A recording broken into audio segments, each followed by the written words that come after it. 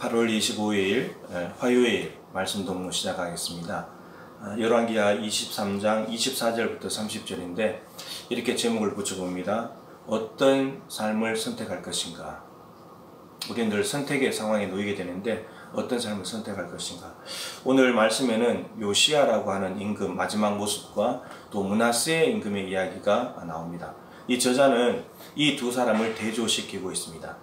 요시야 왕은 오늘 본문의 마지막 종교개혁 남아있는 부분들을 종교개혁을 하게 되는데 그 기준은 말씀을 따라서 하는 것이었고, 그리고 이 요시야 왕에 대한 평가는 마음을 다하고 뜻을 다하고 힘을 다하여서 모세 율법에 기록된 대로 하나님께로 돌이킨 왕은 요시야 전에도 없었고 후에도 없었다. 그 요시야 왕이 말씀을 따라서 하나님께로 돌이키는 가장 뛰어난 왕이었다, 이렇게 평가를 하고 있습니다. 근데 오늘 므낫세 임금이 나오는데 남유다에 대한 하나님의 진노가 너무나 큰데, 근데 그 진노를 멈출 수가 없다고 말씀하시면서 결국 남유다가 망한다는 이야기인데, 근데 그 원인 제공자가 누구냐면 므낫세 임금입니다. 하나님을 경노하겠다는 거죠.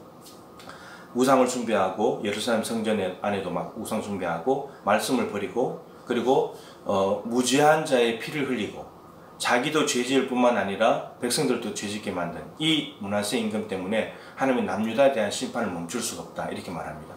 이 저자가 므낫세 임금과 요시야를 대조시키고 있어요.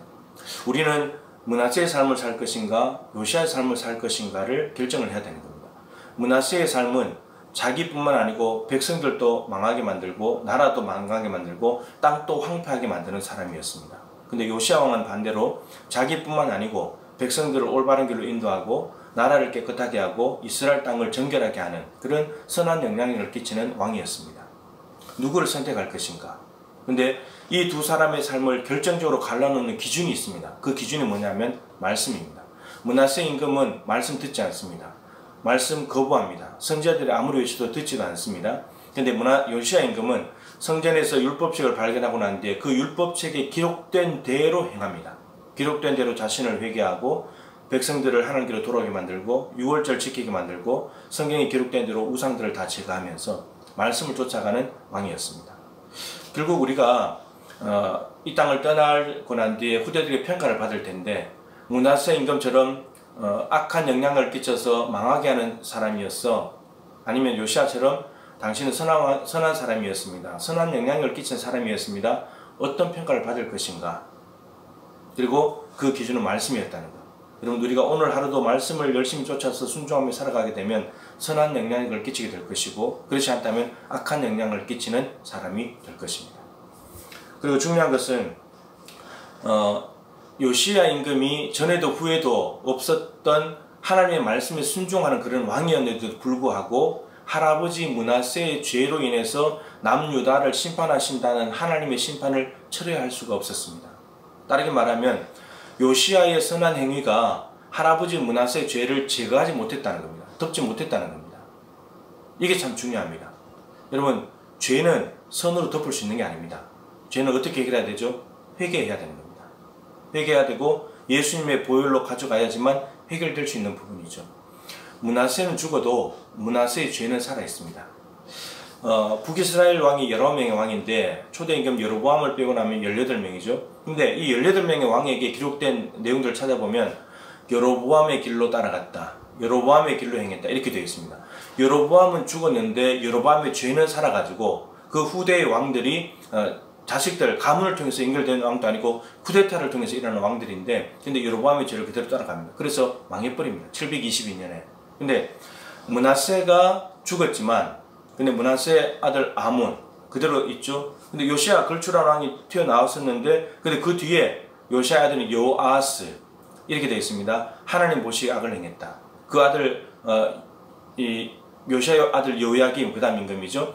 여호와 보시기에 악을 행했다. 그 다음 요야김의 아들 요야긴, 여호와 보시기에 악을 행했다. 마지막 요시야의 아들 시드기야, 남유다의 마지막 왕이죠. 여호와 보시기에 악을 행했다. 결국은 므낫세는 죽었지만 므낫세의 죄가 살아서 아몬에게, 그리고 요아스, 요야김, 요야긴, 시드기야까지 영향이 간다는 겁니다. 결국은 므낫세는 므낫세의 자신의 죄를 자기 당대에 해결했었어야 된다는 거예요. 하나님 앞에 회개하면서. 근데 그러지 못했다는 겁니다. 그랬더니 영향력이 계속 간다는 거죠. 결국은 다르게 말하면 요시야는 할아버지 므낫세의 죄의 길을 선택하지 않은 거예요. 그리고 근데 이 북이스라엘 왕들은 여로보암의 길을 선택을 한 거예요. 그래서 결국 선택의 문제예요. 내가 누구를 선택할 것인가, 어떤 영적 영향력을 끼치는 사람을 선택할 것인가가 중요한 거죠. 죄를 선택할 것인가, 선을 선택할 것인가, 하나님의 말씀을 버릴 것인가, 말씀을 붙잡을 것인가. 요시아는 말씀을 붙잡았기 때문에 전혀 다른 삶을 살아갔다는 겁니다. 여러분, 우리 안에 요시아가 있고 므낫세가 있어요. 근데 요시아가 므낫세를 못 덮은 것처럼 우리의 선한 행위를 아무리 많이 한다 한들 우리 안에 있는 죄를 덮을 수가 없습니다. 이 죄의 악들은 그리스도의 보혈로 해결이 가능한 거죠. 그러니까 요시아가 아무리 많다 할지라도 이 우리 속에 있는 므낫세는 므낫세대로 해결해야 되는 거예요.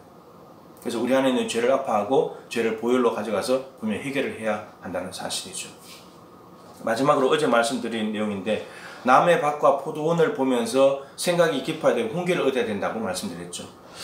오늘 본문 27절에 여호와께서 이르시되 내가 이스라엘을 물리친 것 같이 유다도 내 앞에서 물리칠 것이다. 성전도 버릴 것이다.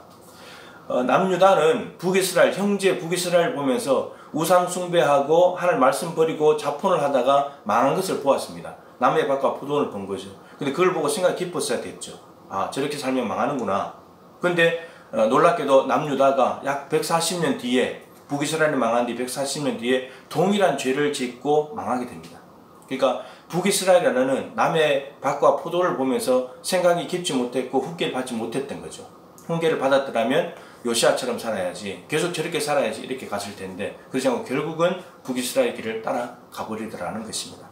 오늘도 우리는 남의 밭과 포도원을 보면서 생각이 깊어야 되고 훈계를 얻어야 될 뿐만 아니고 내 안에 있는 죄들은 죄대로 해결하면서 오늘도 우리는 선택해야 됩니다. 하나님의 길, 말씀의 길을 갈 것인가, 버리고 욕심의 길, 죄의 길을 따라갈 것인가.